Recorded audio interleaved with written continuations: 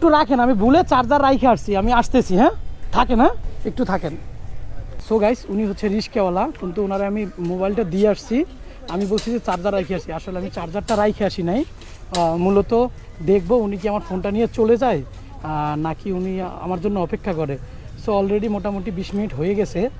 So আর 10 minute দেখবো, যদি আর 10 minute থাকে তাহলে ওনার জন্য একটা উপহার থাকবে, মানে ভালো একটা গিফট থাকবো। সো দেখা যাক 10 মিনিট, হয়তো বা কোনো প্যাসেঞ্জার বলতেছে যাওয়ার জন্য। সো ফুল ভিডিওটা দেখতে থাকেন, জানি না ভিডিওটা কমপ্লিট করতে পারবো কি না।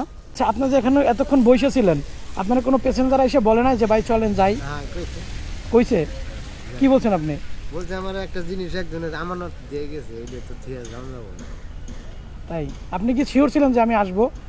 হ্যাঁ, যে জিনিস আপনি দিয়ে গেছেন শিওর আছে না? শিওর, কিন্তু আপনি তো চাইলে এটা নিয়ে যাইতে পারতেন না। আপনি চাইলে, আপনি যদি খুলে দেখতেন তাহলে কি এটা নিয়ে যাইতেন? না। যদি দেখতেন ওর ভিতরে ফোন আছে তাইলেও নিতেন না? না, সত্যি? সত্যি এটা আপনার আমানত। যদি আমি 1 ঘন্টা পরে আসতাম? তারপরও থাকতাম। যদি 2 ঘন্টা পরে আসতাম? তারপরেও থাকতাম। আমার যাত্রীরা আমি ফোন করতে হয়, আমি এটা দিয়ে তারপরে মনে করেন যদি আমি বিকেলবেলা আসতাম তাও বসে থাকতেন এখানে? এখানে বসে থাকতাম। তাই না, আমি তো, আপনি তো চাইলে ফোনটা নিয়ে যদি যাইতেন, হ্যাঁ এটা সহ যদি আপনি নিয়ে যাইতেন গা, আমি কি আপনার খুঁজে বাইর করতে পারতাম?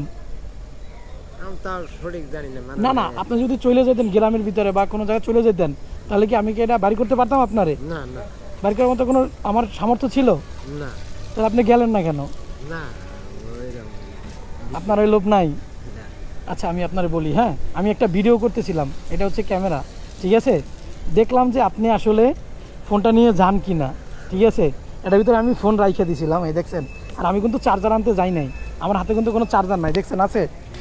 এটা আমি আসলে আপনার পরীক্ষা করলাম যে আসলে কি আপনি আমার ফোনটা নিয়ে চলে যান কি না, না আপনার ভিতরে সেই মানবতা আছে, সেটা আমি দেখছি। আমি কিন্তু ওখানে পলাইছিলাম, ওই গাড়ির পিছনে বসে আমি ভিডিও করতেছিলাম, আপনি দেখেন নাই। এখানে একটা প্রাইভেট কার ছিল, ওটার পিছনে। আমি ওই মোবাইলে গান শুনতেছি, আবার এর মধ্যে আরো 2 জন লোক আইছে। হ্যাঁ পরে বলে ডগরতলি যাবে, আমি বললাম, না ডগরতলি যাব না, একজনে একটা জিনিস দিয়ে গেছে, হ্যাঁ এটা আইলে পড়েছে না, যাওন যাব, এর আগে যাওন যাব। তাই? আচ্ছা আপনি বের হয়েছেন কখন? বেরিয়েছি 11টার দিকে। 11টার দিকে। ভাড়া মারছেন কয় টাকা?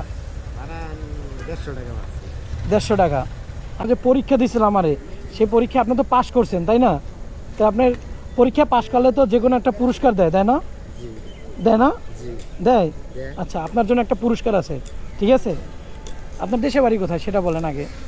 আমার দেশের বাড়ি হলো জামালপুর, হ্যাঁ পুষ্টবিদ বাড়ারা থানা শস্যে বাড়ি। আপনার জামালপুরে? হ্যাঁ, জামালপুর। আচ্ছা আপনি কি এরকম কখনো কেউ মাল রেখে গেছে, এরকম হয়েছে?